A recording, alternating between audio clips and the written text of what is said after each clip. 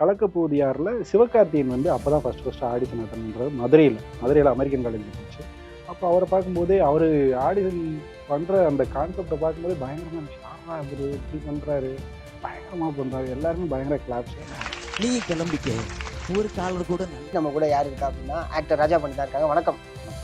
வெற்றி படத்தில் நான் இருக்கின்றது ரொம்ப சந்தோஷமான ஒரு விஷயம். அதுவும் சமீபமாக அடுத்தடுத்த வெற்றி படங்கள்லேயும் நான் இருக்கின்றது இன்னும் ரொம்ப சந்தோஷமாக இருக்குது. ஸோ அப்படியே நானும் போய் டீ கடையில் நிற்பேன், ஸ்டூடியோஸ்லாம் போய் ஒன்றுமே புரியலை. சரி என்னடா பண்ணுறது அப்படின்னு சொல்லிட்டு சர்வைவலுக்கு என்ன பண்ணலாம், சரி சர்வைவல் பார்த்துட்டு அப்படியே என்ன பண்ணீங்க சர்வைவலுக்கு ஒரு டிபிஓவில் ஒர்க் பண்ணேன். ட்ரை பண்ணலாம், வாய்ப்பு தரலாம் அப்படின்னு சொல்லிட்டு பார்த்தா அந்த வேலையே நமக்கு முழு நேரம் ஆகிடும். ஏன்னா காலையில் 7 மணிக்கு நீங்கள் கிளம்பி போனீங்கன்னா ஈவினிங் 8 மணிக்கு வருவீங்க. இதில் எப்படி வாய்ப்பு தேட, இப்படியே ஒரு 3 இயர்ஸ் போயிட்டு அதுக்கப்புறம் அங்கே ஒரு சின்ன பிரச்சனை, வேலை கிடச்சிருச்சு. சென்னையில் என் கூட படித்த ஃப்ரெண்டோட அப்பா அண்ணன் இருக்காங்க, வேலை கிடச்சிருச்சுன்னு சொல்லி நான் பாட்டுக்கு வந்துட்டேன். எங்கள் அப்பா வந்து சூட் கேஸ் அது இதெல்லாம் வாங்கி ட்ரெஸ் எல்லாம் வாங்கி வச்சு அப்படியே பஸ்ஸில் ஏற்றி அனுப்பி விட்டார். இங்கே வந்தால் எங்கே இறங்குறதுனே தெரியாது. அதான் நான் ஃபஸ்ட் டைம் சென்னை வந்துட்டு அப்புறம் சம்பளத்தை வாங்கிட்டு அதுக்கப்புறம் போயிட்டு அவன் ரூமில் தங்கி அதுக்கப்புறம் சரி ட்ரை பண்ணிகிட்டே இருந்தேன். ஒன்றும் கிடைக்கல, செட் ஆகலை. சும்மா ஓசியில் எவ்வளோ நாள் ஃப்ரெண்ட் பேஸ் விடுவாங்க. சரி நம்ம ஒரு வேலையை பார்த்துட்டு அப்படியே ட்ரை பண்ணலாம் அப்படின்னு சொல்லிட்டு அதுக்கப்புறம் இன்டர்வியூவாக போக ஆரம்பிச்சேன். இனிமேல் வந்து என்ன ஆனாலும் பரவாயில்ல, இனிமேல் போகவே கூடாது, வேறு எந்த வேலையும் பார்த்தோன்னா அதில் போயிடும் ஃபோக்கஸ். ஸோ இனிமேல் சினிமானா நம்ம வேறு எங்கிட்டு வந்து டைவெர்ட் ஆகாமல் இதே வேலையை மட்டும் பார்ப்போம்னு சொல்லிட்டு அதுலேருந்து ரெகுலராக நான் வந்து ஃபாலோ பண்ணேன். ஆஃபீஸ் போக, ஃபோட்டோ கொடுக்க, இப்படியே ஆரம்பித்த பயணங்கள் தான். இதுவுமே எனக்கு ஒரு கட்டத்தில் டயர்ட் ஆயிடுச்சு. அப்போ எனக்கான செல்ஃபாக ரியலைஸ் பண்ணும்போது மூவி வேர்ல்டு மீடியா நேயர்களுக்கு வணக்கம். நான் சதீஷ். இன்னைக்கு நம்ம கூட யார் இருக்கா அப்படின்னா ஆக்டர் ராஜா பண்ணி தான் இருக்காங்க. வணக்கம். வணக்கம். எப்படி இருக்கீங்க பிரதர்? நல்லா இருக்கேன் பிரதர். எப்படி இருக்கீங்க? நல்லா இருக்கேன். ஸோ சக்ஸஸ்ஃபுல்லாக போயிட்டு இருக்கு பிளாஸ்ட். சூப்பராக போயிட்டு இருக்கேன். ஆமாம் பிரதர். ஆமாம். லைக் இது எப்படி இருக்கு, இந்த ஃபீல் எப்படி இருக்கு? ரொம்ப சந்தோஷமாக இருக்குது. ஏன்னா நம்ம ஒவ்வொரு நடிகனும் வந்து தான் நடிக்கிற படம் ஹிட் ஆகணும்னு தானே எதிர்பார்ப்பாங்க. ஆமாம். ஸோ நம்ம நடித்த ஒரு படம் வெற்றி அடையுது, ஹிட் ஆகுது, பயங்கரமாக மக்கள் மத்தியில் எதிர்பார்ப்போடையும் வெற்றியோடையும் போயிட்டுருக்குன்னா அது நமக்கு ரொம்ப சந்தோஷமாக தானே இருக்கும். ஸோ அந்த அங்கீகாரம் நமக்கு கிடைக்குது. அப்போ அது ஆட்டோமேட்டிக்காக வந்து அது ரொம்ப ஹாப்பியாக இருக்குது. Super brother. லைக் என்னன்னா தொடர்ச்சியாக ரீசெண்ட் டைமில் வந்த படங்கள் எல்லாமே, நீங்கள் நடித்த படங்கள் எல்லாமே ஒரு வெற்றி படமாக மாறுது. அது வெற்றி படத்தை தேடி போகிறதா இல்லை அதுவாக அமைதா, எப்படி இருக்கு? வெற்றி படம் இப்போது நீங்கள் சொன்ன மாதிரி இப்போது டூரிஸ்ட் ஃபேமிலி, சிறை. ஆமாம். நீங்கள் சொன்ன மாதிரி ரீசெண்டாக சிறை, டூரிஸ்ட் ஃபேமிலி, இப்போ பிளாஸ்ட் 3மே வெற்றி படம் தான். வெற்றி படத்தில் நான் இருக்கேன்னு நினைக்கிறது எனக்கு ரொம்ப சந்தோஷமாக இருக்குது. ஓகே. இன்னொன்று, வெற்றி படத்தில் நான் இருக்கேன்றது ரொம்ப சந்தோஷமான ஒரு விஷயம். அதுவும் சமீபமாக அடுத்தடுத்த வெற்றி படங்கள்லேயும் நான் இருக்கேன்றது இன்னும் ரொம்ப சந்தோஷமாக இருக்குது. கண்டிப்பாக. என்னென்னா ஒரு படத்தில் நம்ம வரோம் அப்படிங்கும்போது ஜஸ்ட் ஒரு சின்ன ரோலாக இல்லாமல் அது ரொம்ப ஆர்கானிக்காக அந்த ரோலுக்கு பொருத்தமாக நம்ம இருக்கிறத தாண்டி அது வந்து ரிஜிஸ்டர் ஆகிறதுக்கு சாதாரணமான விஷயம் கிடையாது. ஸோ பிளாஸ்ட்டில் அந்த மாதிரி தான் ஒரு போலீஸ் அப்படின்னாலுமே அது எப்படி காமிக்கிறதுன்னு ஒன்று இருக்குல்ல. ஸோ பிளாஸ்டோட எக்ஸ்பீரியன்ஸ் சொல்லுங்கள், அது எப்படி இருந்துச்சு? பிளாஸ்ட் ஷூட்டிங் எக்ஸ்பீரியன்ஸ் நீங்கள் பார்த்தீங்கன்னா, நம்ம என்னென்னா வழக்கமாக ஒரு படம் கமிட் ஆனதுக்கப்புறம் ஒரு டேர்ம்ஸ் அண்ட் ப்ராசஸ் இருக்கும். அதுக்கப்புறம் வந்து ஷூட்டிங் கூப்பிடுவாங்க. ஸோ ஷூட்டிங் போகும்போது பிளாஸ்ட் அப்படின்னோடனே எனக்கு ஃபஸ்ட் எடுத்தோன்னே ஏஜிஎஸ் என்டர்டெயின்மெண்ட், ஒரு பெரிய ஒரு கம்பெனியில் ஒரு ப்ரொடக்ஷனில் டெபியூட்டன்ட் டைரக்டர் சுபாஷ் brother. So Arjun sir hero அப்படின்றப்போ, ஆக்ஷன் கிங் அர்ஜுன் அப்படின்றப்போ அது கொஞ்சம் பெருசாக பெரிய ஆக்டர் கூட பெரிய ப்ரொடக்ஷன் கம்பெனியில் நடிக்க போகிறோம் அப்படின்றதே பயங்கரமான ஒரு சந்தோஷமான விஷயமா இருந்துச்சு. ஸோ அதுக்குள்ளே போய் அந்த கம்பெனி அந்த ப்ரொடக்ஷன் பார்க்கும்போது அதுவுமே ரொம்ப ஆர்கானிக்கான ஒரு ப்ரொடக்ஷன். ஸோ அவங்க நல்லா பார்த்துக்கிட்டாங்க. இன்னொன்று, நமக்கு சீன்ஸ் நடிக்கும்போது வந்து டைரக்டர் வந்து பயங்கரமாக ரொம்ப கம்ஃபர்டபுளாக வச்சுக்கிட்டார். டைரக்டர் எப்பவுமே துருதுருன்னு இருப்பார், ஆக்டிவாக இருப்பார். ஏஜ் கம்மி தான், இப்போ 20+ தான். ரொம்ப ஆக்டிவாக இருப்பார். அவருக்கு என்ன வேணுமோ அதை மட்டும் என்ன தேவையோ என்ன வேணுமோ அதை மட்டும் வாங்கிக்கிடுவார். அண்ணா இது போதுண்ணே, இவ்வளோ வேணாண்ணே அப்படின்வாரு. ஸோ அந்த மாதிரி நமக்கு ஃப்ரீடம் கொடுத்தாரு நடிக்கிறதுக்கு. நமக்கு ரொம்ப கம்ஃபர்டபுளாக இருந்துச்சு. நடித்ததுமே பார்த்தீங்கன்னா எனக்கு வந்து கதையாக தெரியாது. எனக்கு கதையெல்லாம் எக்ஸ்பிளைன் பண்ணலை. எனக்கு என்ன சீன் மூடு சொன்னாங்க, அந்த சீன் மூடை வச்சுட்டு நம்ம ஒரு சீன் சொல்லும்போது ஃபஸ்ட்டு உங்களுக்கு என்ன தோணுச்சு? எனக்கு சீன், ஏன்னா கதை தெரிஞ்சால் தானே நமக்கு சீன் சொல்லும்போது வந்து அது கூட அடாப்ட் ஆக முடியும். நமக்கு கதை ஃபுல்லாக, ஏன்னா லாஸ்ட் டைம் தான் நம்ம வந்து அதில் கமிட் ஆகிறோம். ஸோ கதை சொல்கிற அளவுக்கான ஒரு இடமும் இல்லை. அப்படின்றப்போ இதுதான் சீன் சொல்லி நமக்கு எக்ஸ்பிளைன் பண்ணிட்டாங்க. அப்போ நமக்கு டயலாக் கொடுத்து அதை படிக்கும்போது சரி ஓகே, இதுக்கு முன்னாடி இது நடந்திருக்கும், பின்னாடி இது நடந்திருக்கும், ஓகே அதை நம்மளோட ஐடியாலஜிக்கு ஒன்று பண்ணுவோம். அப்புறம் டைரக்டரும் எனக்கு இங்கெங்கே இப்படி வேணும் அப்படின்னு கேட்பாரு. அதுக்கேற்ற மாதிரி அதை வந்து நம்ம நடித்தோம். ஓகே. ஏன்னா லைக் ஒரு சீன் இப்போ உதாரணத்துக்கு பார்த்தீங்கன்னா அர்ஜுன் சார் இருக்காரு அப்படிங்கும்போது, ஸோ அவர் ஸ்பாட்ல அவர் நடிக்கும் போது அந்த ஒரு விஷயம் இருக்கும்ல, அதை நம்ம பாக்குறது ஒண்ணு இருக்கும்ல, அந்த அந்த எக்ஸ்பீரியன்ஸ் அதுல இருந்து கத்துக்கிட்டது ஒண்ணு இருக்கும்ல, எப்படி இருப்பாரு மனுஷன் ஆக்சுவலா அவர் ஸ்பாட்ல? வந்து என்னன்னா ரொம்ப காமா இருப்பாரு. அதே போல ரொம்ப எனர்ஜியா இருப்பாரு. இந்த வயசுல வந்து அவ்வளோ எனர்ஜியா அவ்வளோ இந்த வயசுல வந்து அவ்வளோ எனர்ஜியா அவ்வளோ மேன்லியா பயங்கரமா அவரை பார்க்கும்போதே ச்சே என்னடா அது நமக்கே வந்து ஹெல்த் கான்சியஸ்னு ஒன்று இருக்குல்ல அதுவும் சரி. அதே போல அவரோட அந்த செட்டில் வந்து ஒரு பெரிய நடிகரா அப்படின்னு எதுவுமே கிடையாது. அவர் பாட்டு கேஷுவலாக வருவார். எப்போ ஷார்ட் கூப்பிட்றாங்களோ வருவார், வந்து பேசாமல் உட்காந்துருப்பாரு. என்னப்பா போகலாமா அப்படின்னாரு. போகலாம் அப்படின்னா சைலண்ட்டாக இருப்பார். அவர் இருக்கிற இடமே தெரியாது. அப்படியே இருந்து நடிச்சு முடிச்சுட்டு போயிடுவார். ஆனால் என்னன்னா செட்டில் வந்து ஒரு இப் செட்டில் வந்து லஞ்ச் பிரேக் வந்துச்சு. லஞ்ச் பிரேக் வர்றப்போ திடீர்னு அவர் கொஞ்ச நேரம் வெயிட் பண்ணிகிட்டே இருந்தார். ரெகுலராக வந்து 1:45 போயிடுச்சு. அப்போ அர்ஜுன் சார் என்னப்பா யாரும் சாப்பிட மாட்டீங்களா, பசிக்கலையா அப்படின்னாரு. உடனே இல்லை சார் அவ்வளோதான் சார் இந்த ஷார்ட் முடிஞ்சு. என்னப்பா இப்போல்லாம் இப்போ இருக்கிற பசங்கள்லாம் வந்து கரெக்டாக டைமுக்கு சாப்பிட மாட்டேங்கிறீங்க. நாங்கள்லாம் பங்க்சுவாலிட்டி அதனால தான் உடம்பு பாரு இப்படி இருக்குன்னா அப்படி இருக்கோம். 1 மணிக்கு பசிக்கும் எங்களுக்கெல்லாம். ஓகே. ஸோ சீக்கிரம் முடியுங்க அப்படின்னோடனே சார் அவ்வளோதான் சார் முடிஞ்சு சார் அப்படின்னு முடிச்சுட்டு அதுக்கப்புறம் பிரேக் விட்டாங்க. அந்த மாதிரி விஷயங்கள்லாம் அவர் கரெக்டாக ஃபாலோ பண்ணுவார். Nice nice nice nice. அதே மாதிரி வந்து பாத்தீங்கன்னா லைக் இது வந்து இப்ப கிடைச்ச வெற்றி அப்படின்னு நம்ம சொல்ல முடியாது. ஏதோ வருஷலா 2 படங்கள் வருது, நம்ம வெற்றி நடிகரா இருக்கோம், அந்த கொண்டாடுறாங்க, பாக்குறாங்க, ரசிக்கிறாங்க, நம்ம வந்து மக்கள் மத்தியில வந்து தெரியறோம் அப்படிங்கிறது வந்து இப்ப திடீர்னு வந்து ஆரம்பத்துல இருந்து ஒரு ஸ்ட்ரகிளிங்னு ஒண்ணு இருக்கும்ல. நடிக்க வாய்ப்பு வருது அப்படின்றத தாண்டி நம்ம முத நடிக்கணும்னு ஆசை வந்து நமக்குள்ள இன்ட்ரெஸ்ட் வந்து சினிமாக்குள்ள வர்றோம்ல, அப்போ வர்றப்ப எல்லாருக்குமே எனக்கு மட்டும் இல்லை எல்லா நடிகர்களுமே இன்னைக்கு பெரிய நடிகர்களாக ஆனவங்க, பெரிய இயக்குனர்களாக ஆனவங்க, பெரிய ஸ்டார்ஸ் ஆனவங்க எல்லாருமே ஆரம்ப காலகட்டத்தில இருந்து ரொம்ப ஸ்ட்ரகிள் பண்ணி தான் வந்திருக்காங்க. எனக்கும் அப்படியானப்பட்ட ஒரு காலகட்டம் தான் இருந்துச்சு. 2006 வந்தேன் நான் சென்னை சினிமாவுக்கு நடிக்கலான்னு வந்து. அதுக்கப்புறம் எப்படி வாய்ப்பு தேடுறேன்ற அந்த டேர்ம்ஸே தெரியல. Okay okay okay. ஸோ அப்படியே நானும் போய் டீ கடையில் நிற்பேன், ஸ்டுடியோஸ்லாம் போய் நிற்பேன். ஒன்றுமே புரியலை. சரி என்னடா பண்ணுறது அப்படின்னு சொல்லிட்டு சர்வைவலுக்கு என்ன பண்ணலாம், சரி சர்வைவல் பார்த்துட்டு அப்படியே ட்ரை என்ன பண்ணலாம். பண்ணீங்க சர்வைவலுக்கு? சர்வைவலுக்கு ஒரு பிபிஓவில் ஒர்க் பண்ணேன். ஓ ஓகே. ஆமாம். பிகினிங் பேசிக்காக வந்து என்னன்னா ஃபர்ஸ்ட் அப்போ ரூம் கிடையாது, சாப்பாடுக்கும் வழி இல்லை. ஓகே. அப்போ என்ன பண்ணுறதுன்னா சரி ஓகே சாப்பாடும் தங்குறதுக்கு இடமும் கொடுக்குறது இது ரெஸ்டாரண்ட். ஸோ அங்கே போய் வேலைக்கு செஞ்சேன். ஹோட்டல்ல. ஆமாம். நம்ம வடபழனி இருக்குல்ல, ஆமா வடபழனி அந்த கோயிலுக்கு முன்னாடி போகிறப்போ ஒரு ஆர்ச் இருக்கும். ஆமா மெயின் ரோட்ல இருந்து அந்த ஆர்ச் பக்கத்துல என்ட்ரு ஆனோன்னா லெஃப்ட்ல மாலை கடை, போட்டோ கடை எல்லாம் இருக்கும். ஆமா அங்க வந்து அன்னபூர்ணா வெஜ் ஆமா. ரெஸ்டாரண்ட். ஆக்சுவலா இப்பயும் இருக்குன்னு நினைக்கிறேன். இப்போ தெரியல இருக்கா என்னன்னு தெரியல. முன்னாடி இருந்துச்சு. நான் சொல்றது 2006ல. ஸோ அங்க போய் வேலைக்கு சேர்ந்துட்டேன். அங்க தங்குறதுக்கு ரூம், சாப்பிட்றதுக்கு சாப்பாடு, வேலை. ஆனா என்னன்னா அங்க என்னால அப்படியே ரொம்ப நாள் இருக்க முடியல. 2 மாசம் இருந்தேன். அதுக்கப்புறம் அது எனக்கு பிடிக்கல. ஏன்னா எந்த ஒரு விஷயமும் எவ்வளோ கஷ்டமா இருந்தாலும் நமக்கு பிடிச்சி பண்ணாதான் அதுல பிசிக்கல் பெயின் இருக்கும், மென்டலி டயர்ட் ஆகாது. அதனால அதுக்கப்புறம் அது நம்ம என்ன வேலைக்கு வந்தா இதை பார்த்துக்கிட்டு இருக்கோம்னு சொல்லிட்டு அதை நான் எதுக்காக அங்கே இன்னொரு ரீசன் எதுக்காக அங்கே போனேன்னா, அங்கே யாராவது இயக்குனர்கள் வருவாங்க, யாராவது சினிமா சம்மந்தப்பட்ட வருவாங்க ரெஸ்டாரண்ட்னா. ஸோ அதில் கான்டாக்ட் கிடைக்குமேன்னு அப்போ அப்படி போய் சேர்ந்தேன். அந்த வேலை எனக்கு வீட்டுக்கு தெரியுமா? லைக் வீட்டுக்கு தெரியாது. அந்த டைம்ல வீட்டுக்கு தெரியாது. வீட்டில் என்னன்னா நான் கரெக்டாக படிச்சு 2006 ஏப்ரல் 20 20ஆம் தேதி எக்ஸாம் முடிஞ்சு செமஸ்டர் எக்ஸாம் எழுதி முடிச்சுட்டு 26ஆம் தேதி சென்னை கிளம்பி வந்தேன். ஏன்னா நடிக்கணும்னு ஒரு ஆசை, இன்ட்ரெஸ்ட்டு. வீட்டில் என்னென்னா இப்படி சொன்னால் விட மாட்டாங்க அப்படின்றதுக்காக நான் என்ன பண்ணிட்டேன்னா வீட்டில் வேலை கிடச்சிருச்சு. சென்னையில் என் கூட படித்த ஃப்ரெண்டோட அப்பா அண்ணன் இருக்காங்க, வேலை கிடச்சிருச்சுன்னு சொல்லி நான் பாட்டுக்கு வந்துட்டேன். எங்கள் அப்பா வந்து சூட் கேஸ் அது இதெல்லாம் வாங்கி ட்ரெஸ் எல்லாம் வாங்கி வச்சு அப்படியே பஸ்ஸில் ஏற்றி அனுப்பி விட்டாரு. இங்கே வந்தால் எங்கே இறங்குறதுனே தெரியாது. அதான் நான் ஃபஸ்ட் டைம் சென்னை வந்தது. எனக்கு எங்கே இறங்குறதுனே தெரில, சீரியஸாக எது சென்னைனே தெரில. பார்த்தா கிண்டியில் அப்போ வந்து இந்த லீ ராயல் மெரிடியன் ஹோட்டல் இருக்கு, அது மட்டும்தான் அப்போ பெருசாக இருக்கும், வேற எதுவுமே கிடையாது. அந்த பிரிட்ஜெல்லாம் அப்போ தான் கட்ட போகிற மாதிரி உடச்சி ரோடெல்லாம் உடச்சி தூசியாக இருக்கும். அப்புறம் பார்த்தா வடபழனி சிக்னலில் தலைநகரம் படத்தோட போஸ்டரில் அப்போலாம் கட் அவுட் பேனர் வைப்பாங்கல்ல, ஸோ பெரிய கட் அவுட் அவர் சுந்தர் சி சாருக்கு வச்சுருந்தாங்க. நான் சரி ஓகே இந்த இடத்துல பெரிய கட் அவுட் வச்சுருக்காங்க, அது அப்போ முக்கியமான சிக்னலாக இருக்கும், இங்கே இறங்கிரும் அப்படின்னு சொல்லிட்டு இறங்கிட்டு சுற்றி பார்க்குறேன். கடை போர்டில் வந்து வடபழனி சென்னை 26 அப்படின்னு போட்டுருந்துச்சு. வடபழனினா ஏதோ மலை இருக்கும், முருகன் இருப்பாரு, அவுட்டரில் இருக்கும், இப்படிலாம் இருக்கும்னு நம்ம நினச்சிட்டு இருந்தோம்.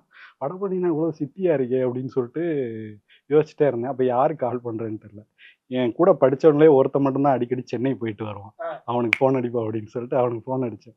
ஃபோன் அடிச்சா அவன் மச்சான் நான் இந்த மாதிரி நேற்று நைட்டு தான்டா சென்னையிலேருந்து கிளம்பி இங்கே வந்தேன். டேய் நான் இங்கே வந்திருக்கேன்டா, சென்னை வந்துட்டேன்டா என்ன பண்ணுறதுன்னு தெரியல. அப்படின்னா அவன் அப்புறம் ஒரு கான்டாக்ட் கொடுத்து அங்கே போயிருக்க சொல்லி அவனோட ஃப்ரெண்டு அங்கே போயிருந்தா சும்மா இருக்கிறதுக்கு நமக்கு பிடிக்கல. அப்படியே போயிட்டு ஏவிஎம் ஸ்டுடியோ, பிரசாத் ஸ்டுடியோன்னு அப்படியே சுற்றிட்டே இப்படியே ஒரு 2 மாதம் சுற்றிட்டு தான் அதுக்கப்புறம் என்ன பண்ணுறது, இங்கே இருந்தால் சர்வைவல் சாப்பாடு தங்குறதுக்கு இடம் பிரச்சனையாகும்னு சொல்லிட்டு தான் அந்த ஹோட்டலில் போய் சேர்ந்தேன்.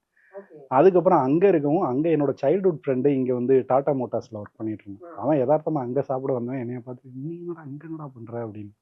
எப்படி சொல்கிறேன்னு தெரில. நீ கிளம்பு வா அப்படின்னு சொல்லிட்டு கூப்பிட்டேன். உடனே எல்லாம் வர முடியாதா, இரு நான் கொஞ்ச நாள் இந்த மாதம் முடிஞ்சுக்கட்டும் அப்படின்னு சொல்லிட்டு அப்புறம் சம்பளத்தை வாங்கிட்டு அதுக்கப்புறம் போயிட்டு அவன் ரூமில் தங்கி அதுக்கப்புறம் சரி ட்ரை பண்ணிகிட்டே இருந்தேன். ஒன்றும் கிடைக்கல, செட் ஆகலை. சும்மா ஓசியில் எவ்வளோ நாள் ஃப்ரெண்ட்ஸே சோறு போடுவாங்க. சரி நம்ம ஒரு வேலையை பார்த்துட்டு அப்படியே ட்ரை பண்ணலாம் அப்படின்னு சொல்லிட்டு அதுக்கப்புறம் இன்டர்வியூவாக போக ஆரம்பித்தேன். பிபிஓ. ஆமாம், பிபிஓ. நானும் அதுவும் ஒரு 60-70 கம்பெனி பிபிஓ அட்டன் பண்ணியிருப்பேன். ஏன்னா வந்து நம்ம மதுரை படித்தது தமிழ் மீடியம், இங்கிலீஷ்லாம் பெருசாக தெரியாது அப்போது அந்த ஸ்டேஜில். இப்போ ஓரளவுக்கு இப்போவும் பெருசாக தெரியாது, மேனேஜ் பண்ணுவோம் அவ்வளோதான்.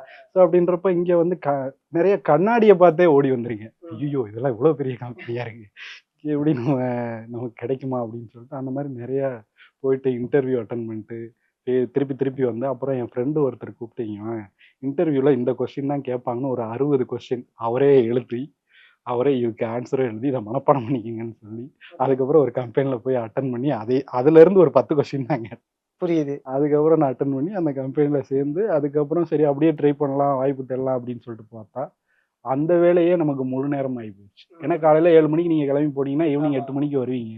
இதில் எப்படி வாய்ப்பு தேட, இப்படியே ஒரு 3 இயர்ஸ் போச்சு. போயிட்டு அதுக்கப்புறம் அங்கே ஒரு சின்ன பிரச்சனை. அதுக்கப்புறம் அங்கேருந்து ஒர்க் பண்ணிட்டு இருக்கும்போதே கலக்கப்போகுது யாரு ஆடிஷன் போயிட்டு இருந்துச்சு. கலக்கப்போகுது யாரில் சிவகார்த்தியன் வந்து அப்போ தான் ஃபஸ்ட்டு ஆடிஷன் அட்டன் பண்ணுறது மதுரையில் அமெரிக்கன் காலேஜில் போச்சு. அப்போ அவரை பார்க்கும்போதே அவர் ஆடிஷன் பண்ணுற அந்த கான்செப்டை பார்க்கும்போதே பயங்கரமாக இருந்துச்சு. யாரா இவர் இப்படி பண்ணுறாரு, பயங்கரமாக பண்ணுறாரு, எல்லாருமே பயங்கர கிளாப்ஸ். நான் பயங்கர ஷாக் ஆகிட்டேன். அதுக்கப்புறம் எனக்கே கான்ஃபிடென்ட் இல்லாமல் தான் ஸ்டேஜில் போய் நானும் ஆடிஷன் அட்டன் பண்ணேன். அங்கே ஒன்றும் ஒர்க் அவுட் ஆகலை. அதுக்கப்புறம் திருப்பி ஒரு 2 வீக்ஸ் கழிச்சு சென்னையில் ஆடிஷன் பண்ணாங்க, இங்கே விருகம்பாக்கம் எம்ஜிஆர் ஜானகி ஸ்கூலில். அப்போ அங்கே ஆடிஷன் பண்ணப்போ அங்கே நான் செலக்ட் ஆகிட்டேன். செலக்ட் ஆகி அப்போ எனக்கு ஒரு ஹோப் வந்துச்சு, அப்பா கலக்கப்போகுது யாரில் வந்து நம்ம ஜாயின் பண்ண போகிறோம் அப்படின்னு சொல்லிட்டு அதுக்கப்புறம் ரெகுலராக போவேன், ஆஃபீஸ் போவேன், பார்ப்பேன். அவங்க வந்து ஸ்கிரிப்ட் கேட்பாங்க, ஸ்கிரிப்டு நானும் எழுதிட்டு போவேன், எடுத்து கொடுப்பேன். அதுக்கப்புறம் சில பர்சனல் ரீசன்ஸ் என்னால் அதை கண்டினியூ பண்ண முடியல. ஒயிட் கார்டில் இருக்கீங்க நீங்கள் அப்படின்னு சொன்னாங்க. அதுக்கப்புறம் என்னால் கண்டினியூ பண்ண முடியலை. எனக்கு பர்சனல் ரீசன்ஸ், பர்சனல் ப்ராப்ளம்ஸ் இருந்துச்சு. ஸோ அவங்களும் அதுக்கப்புறம் கூப்பிடல. அதுக்கப்புறம் அது அப்படியே ஸ்கிப் ஆயிடுச்சு. இப்போ நான் அந்த இஷ்யூவில் மதுரைக்கு போயிட்டு மதுரையில் ஒரு வருஷம் இருந்துட்டு திருப்பி ரெடியாகி மறுபடியும் 2010 சென்னை வந்து இனிமே வந்து என்ன ஆனாலும் பரவாயில்ல, இனிமே போகவே கூடாது, வேற எந்த வேலையும் பார்த்துடக்கூடாது. ஏன்னா வேற எந்த வேலையும் பார்த்தோன்னா அதில் போயிடும் ஃபோக்கஸ். ஸோ இனிமேல் சினிமானா நம்ம வேற எங்கிட்டும் வந்து டைவெர்ட் ஆகாமல் இதே வேலையை மட்டும் பார்ப்போம்னு சொல்லிட்டு அதுலேருந்து ரெகுலராக நான் வந்து ஃபாலோ பண்ணேன். ஆஃபீஸ் போக, ஃபோட்டோ கொடுக்க, இப்படியே ஆரம்பித்த பயணங்கள் தான். இதுவுமே எனக்கு ஒரு கட்டத்தில் டயர்ட் ஆயிடுச்சு. அப்போ எனக்கான செல்ஃபாக ரியலைஸ் பண்ணும்போது என்ன ஆகுதுன்னா, இப்போ ஒரு வேலைக்கு போகணுன்னா என்ன பண்ணுவோம், படிப்போம், இன்டர்வியூ அட்டன் பண்ணுவோம். அந்த வேலையில் போய் இன்டர்வியூ அட்டன் பண்ணி அவங்க கேட்குற கொஸ்டினுக்கு கரெக்டாக ஆன்சர் பண்ணால் மட்டும்தான், அடுத்தடுத்த லெவலில் பாஸ் ஆனால் மட்டும்தான் அந்த வேலையில் சேரலாம். நடிக்கிறதுனா ஆசை மட்டும் இருந்துட்டா போதுமா? நடிக்கணும். அப்போ நடிக்கணும்னா என்ன பண்ணணும்? கற்றுக்கணும். அப்போ நான் என்ன பண்ணேன், ப்ராப்பராக ஞானி சார்னு ஒரு தேட்டர் வச்சு ஆமாம் இருக்கார், அவர்கிட்ட நான் போய் ட்ரை பண்ணப்போ அவர் என்ன சொன்னார்னா, இந்த பேட்சில் பண்ண முடியாது, இன்னும் இது முடியவே இன்னும் ஒரு 6 மாதம் ஆகும், அடுத்த பேட்சில் வா அப்படின்னு சொல்லிட்டார். அப்போது அதுக்கப்புறம் இவங்க கூத்து ராணி மேடம் முதல்வனில் அம்மாவா நடிச்சிருப்பாங்க, அவங்கக்கிட்ட ட்ரை பண்ணேன். அவங்களுக்குலாம் இப்போ என்ன ஞாபகம் இருக்குமான்னு தெரியல. நான் சும்மா அப்படி பாசிங் க்ளவுட் வந்துட்டு என்ன சேர்த்துக்கங்க அப்படின்ற மாதிரி தான். ஸோ அங்கேயும் கிடைக்கல. அப்புறம் அப்படியே ட்ரை பண்ணிகிட்டே இருக்கும்போது அப்போது அட்டகத்தி படத்தில் அசோசியேட் டைரக்டராக ஜோதின்னு சொல்லிட்டு ஒரு அண்ணன் ஒர்க் பண்ணார், அவர் மதுரை. அப்போ அவர் பழக்கம் கிடச்சிச்சு. அவர் பழக்கம் கிடச்சப்போ அவர்கிட்ட நான் இந்த மாதிரி உங்களுக்கு என்ன நான் ஹெல்ப் பண்ணணும்னு கேட்டார். இந்த மாதிரி எனக்கு எங்கேயாவது நான் நடிக்க கற்றுக்கணும், எனக்கு எக்கனாமிக்கலாக வந்து ஃபீஸ் கொடுத்து கற்றுக்கிற மாதிரிலாம் நான் இல்லை அப்படின்னு சொல்லிட்டு. ஏன்னா அப்போ கூத்துப்பட்டறையும் ட்ரை பண்ணேன். அப்போ வந்து என்னென்னா கூத்துப்பட்டறையில் 20,000 ரூபா ஃபீஸ். ஸோ அதுவுமே அந்த டைமில் முடியலை. அப்போ என்ன பண்ணலான்னு சொல்லிட்டு அவர்கிட்ட நான் ஹெல்ப் கேட்டோன்னே அப்போ அவருக்கு வந்து மைம் கோபின்னு எனக்கு ஒருத்தர் தெரியும், நீங்கள் அவரை போய் பாருங்கள் அவரை போய் பார்த்தீங்கன்னா அவர் உங்களுக்கு ஏதாவது பண்ணுவார். நான் அவர் நம்பர் தரேன், நீங்கள் கால் பண்ணுங்கள், நான் பேசிடுறேன் அவர்கிட்ட அப்படின்னு சொல்லிட்டு அப்புறம் மைம் கோபி அண்ணன் நம்பர் கொடுத்தாரு. கொடுத்தோன்னே எடுத்தோடனே அவர்கிட்ட பேசினேன். நான் அந்த மாதிரி ஜோதி அண்ணன் பேசினார், எனக்கு நடிக்கணும், அதுக்கு ஏதாவது கற்றுக்கணும் அப்படின்னோடனே. ஏன்னா அவர் வந்து மைமில் வந்து பயங்கர ஸ்பெஷலிஸ்ட். மைமில் வந்து எனக்கு கரெக்டாக எக்ஸாக்டாக எந்த யூனிவர்சிட்டின்னு தெரியல. நார்த் சைடு தான் ஒரு யூனிவர்சிட்டி. அந்த யூனிவர்சிட்டி இவருக்கு வந்து ஃபாதர் ஆஃப் மைம் அப்படின்னு சொல்லிட்டு அவார்டு கொடுத்துருக்காங்க. ஓகே. இப்போ இல்லை, அப்போ இது ரொம்ப வருஷம் ஆச்சு. புரியுது. ஸோ அப்போது ஓகே, எனக்கு அப்போ மைம்னா என்னன்னு தெரியாது. சரி, நம்ம ஏதோ கற்றுக்கணும், நடிக்கிறது கற்றுக்கணும் அப்படின்னு சொல்லிட்டு அவருக்கு ஃபோன் பண்ணி இந்த மாதிரி கேட்டேன். சரி ஓகே, ஆஃபீஸ் வாங்க அப்படின்னு சொன்னால் ஆஃபீஸ் போனோன்னே சரி குருதட்சணை அப்படின்னாரு. குருதட்சணை எனக்கு புரியல. ஆமாம், குருதட்சணைக்கு ஏதாவது பூ பழம் ஸ்வீட் இதெல்லாம் பண்ணணும்ல. அப்போ அதுக்கு நம்மக்கிட்ட ஒன்றும் இல்லை. சரி வெளியே போயிட்டு சும்மா கையில் வச்சுருந்த ஒரு 500 ருபீஸை பூ பழம் எல்லாம் வாங்கி வச்சுட்டு வச்சேன். உடனே வச்சோடனே அவர் வார்த்தை என்ன சொன்னார்னா, நான் பொதுவாக எல்லோரும் ஃபீஸ் கொடுப்பாங்க, உங்களை பற்றி ஜோதி சொன்னார், ஃபீஸ்லாம் வந்து வேணாம், நீங்கள் நடித்து சம்பாரிச்சதுக்கப்புறம் எனக்கு ஃபீஸ் கொடுங்க அப்படின்னாரு. ஸோ அதுக்கப்புறம் அவர் வந்து எனக்கு முதல் அங்கே தான் கிளாஸ் அவர் எனக்கு ஸ்டார்ட் பண்ணார். மைம் கிளாஸ் ஸ்டார்ட் பண்ணார். ஏன்னா பேசிக் எல்லாத்துக்குமே வந்து மைம் தான் பேசிக்கான ஒரு விஷயம். அப்போ அந்த மைம் கிளாஸ் ஸ்டார்ட் பண்ணி டெய்லி ரிஹர்சல் நடக்கும். டெய்லி நான் வடபழனியில் தங்கியிருப்பேன். அது வந்து முகப்பேரில் ஸ்டூடியோ. ஸோ டெய்லி இங்கேருந்து அங்கே போனால் மதியம் அவரே எனக்கு சாப்பாடு வாங்கி கொடுத்துருவாரு. ஸோ அதுக்காகவே டெய்லி அங்கே போயிடுவேன். ஸோ அப்படி இருந்து மைம் கற்றுக்கிட்டு அப்புறம் நிறைய ஸ்டேஜ் ஷோ பண்ணுறதுக்கான வாய்ப்பு வந்துச்சு. எங்களெல்லாம் பண்ண வச்சார், மோட்டிவேட் பண்ணார். அதுக்கப்புறம் கொஞ்சம் கொஞ்சமாக அவர்கிட்ட பேசிக்ஸ் மட்டும் கற்றுக்கிட்டு இதுக்கப்புறம் நம்ம வெளியே போய் ட்ரை பண்ணலான்னு சொல்லிட்டு இப்படி வெளியவும் ட்ரை பண்ணிட்டு இருந்தேன். அப்போ தான் முதல் கால் வந்து எனக்கு வந்து குட்டி புலி இயக்குனர் முத்தையா அண்ணன். அவர் திடீர்னு அவர் முன்னாடியே பழக்கம் இன்னொரு நண்பர் மூலமாக. ரொம்ப நாள் அதுக்கப்புறம் கால் இல்லை, டச் லைன் இல்லை. சரி திடீர்னு ஒரு நாள் கால் பண்ணி இங்கேயா இருக்க அப்படின்னா, இந்த மாதிரி நீ கிளாஸில் இருக்கேன். சரி ஈவினிங் இந்த மாதிரி வாகை சுடவான்னு வாகை சுட கிளாஸில் இருக்கேன் அப்படின்னு. சரி ஈவினிங் வந்து வாகை சுட ஆஃபீஸ் உனக்கு தெரியுமா அப்படின்னு. தெரியும்ண்ணே, அங்கே வந்துடு ஈவினிங். நான் வாகை சுடவா ஆஃபீஸா, அங்கே வந்து சசிகுமார் அண்ணனை வச்சுலாம் படம் பண்ணுறாங்க, அங்கே நம்மளை எதுக்கு வர சொல்கிறாரு, ஏற்கனவே நம்ம அந்த ஆஃபீஸில் போய் பார்த்தோமே, எதுவும் ரெஸ்பான்ஸ் இல்லையே அப்படின்னு சொல்லிட்டு நான் உள்ளே போனேன். உள்ளே போனால் ஒருத்தர் உட்காந்துருந்தார், முத்து அண்ணன் வர சொன்னார். ஆக்சுவலி முத்து அண்ணன் பேர் முத்துகிருஷ்ணன். ஓ ஓகே. ஸோ எனக்கு அப்படி தான் தெரியும். முத்து அண்ணன் வர சொன்னார் அப்படின்னோடனே உள்ளே இருக்கார் பாருங்க அப்படின்னு. உள்ளே போய் பார்த்தா ஏசி ரூம். அப்போ தான் ஒரு டைரக்டர் ரூம்குள்ளே போய் நான் மீட் பண்ணுறேன். So rolling chair, TV, LED TV இருக்குது, எல்சிடி டிவி இருக்குது. பார்த்தோன்னே ஏய் வாயா உட்காரியா அப்படின்னாரு. நான் ஒன்றுமே புரியலை, என்ன இங்கே வர சொன்னார், எதுக்கு உட்கார சொல்கிறாரு, இந்த படத்துக்கு இவருக்கு என்ன சம்மந்தம் அப்படின்னு சொல்லிட்டு உள்ளே போய் உட்காந்து.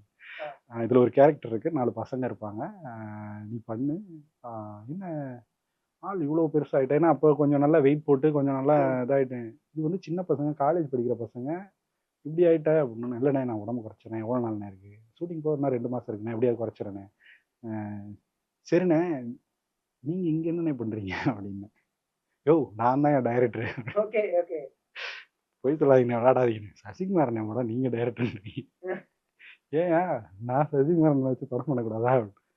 முத்தையான்னு போட்டிருக்கேனே, முத்தையான்றது ஏதோ பழைய பேரா இருக்கேன். யோ சாமி பேரா இருக்கட்டும், நான் தான் என் முத்துகிருஷ்ணன் முத்தையான்னு வச்சேன்.